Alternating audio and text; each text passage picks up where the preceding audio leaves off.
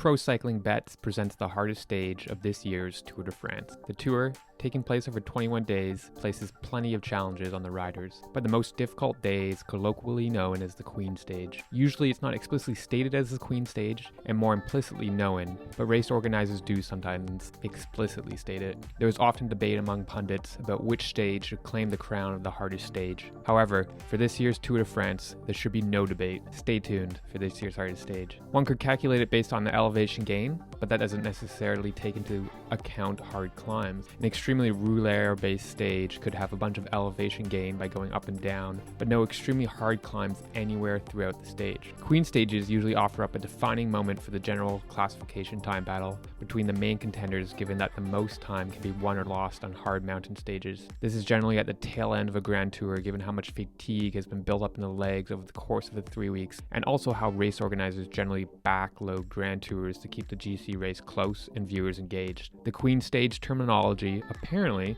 and take this with a pinch of salt, comes from the Queen in chess, which is the most powerful piece in the game. In Germany, however, they instead call the Queen Stage the König Stage, the King Stage instead. But now, finally the moment you've been waiting for, the hardest stage, the Queen Stage, the König Stage, also known as Stage 17. From Saint-Gervais-Mont-Blanc to Courchevel, the stage is 166.5 kilometers, which is around the average for a stage of this year's tour. But boy oh boy, is the terrain anything but average, totaling 5,400 meters of elevation gain. 4 gigantic climbs punctuate the stage's profile. Any one of these would be enough for your average rider to call it a day, pack up their e-bike and go home. First comes Col de Cézise at 13.5 kilometers at an average of 5.2%. Next, a paltry 14 kilometers later, comes Col du Merlet, combining with Cormet de Roseland for a total of 20.3 kilometers at 6.1% average, where the Col du Merlet, the first 12.2 kilometers, is at an average of 7.2%. Riders then get a minor reprieve on the third climb, but only in terms of distance. The Côte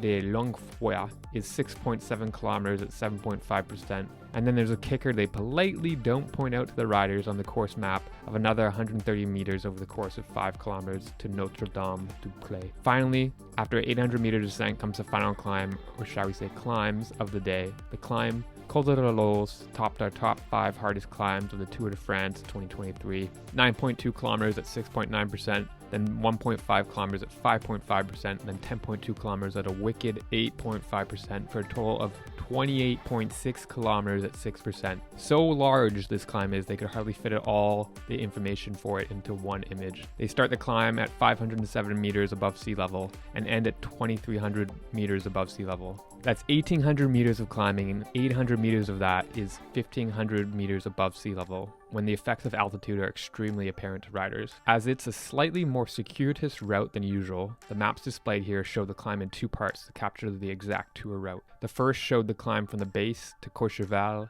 where the riders then proceed to Maribel starting point and proceed to climb to the top of Col de la Loze. Think they had enough, do you? Clearly, the organizers didn't think so. Maybe they wanted to one-up the Giro's organizers' final time trial. Whatever the case, any rider that makes it to the top has a 5.5 kilometer descent, only to face a final 1 kilometer kicker of 7.7%. Brutal. This is one stage you most certainly want to miss. The stage happens on Wednesday, July 19th, 2023. Hopefully you have work from home Wednesdays, or maybe just book the day off, because we will, unless Vingegaard already has the tour wrapped up by then. We hope you enjoyed watching, and as always, remember to like, subscribe, and comment. Think there's a harder stage? Think the riders have gotten off too easy? Let us know in the comments below.